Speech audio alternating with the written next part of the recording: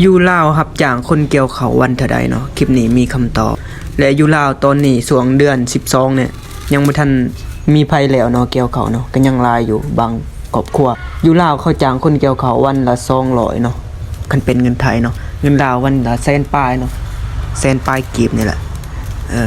แล้วก็เขาถือเขาตัวเองมากินเขาเนาะนำผู้เจ้าของนาเนาะบ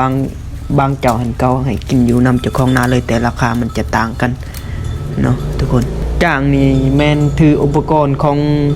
ลูกจ้างหันถือครบแล้วก็มีแต่หดนามีแต่ถาเกี่ยวเลยและดูนี่ยังบ่ทันมีภัยแล้วเด้อแล้วบางเจ้าซื่อๆอยู่เขตนี่เขาเจ้าจะเกี่ยวเขา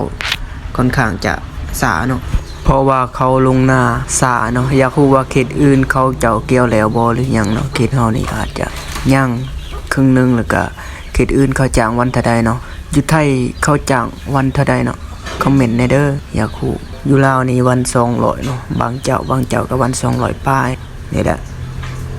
อาจจะซ้ำเหมาะสมนั่นแหละเนาะทุกคนคันเทียบเป็นเงินลาวมันก็แพงคือกันนี่เฮา X บาทนึงเนาะโอ้โห นี่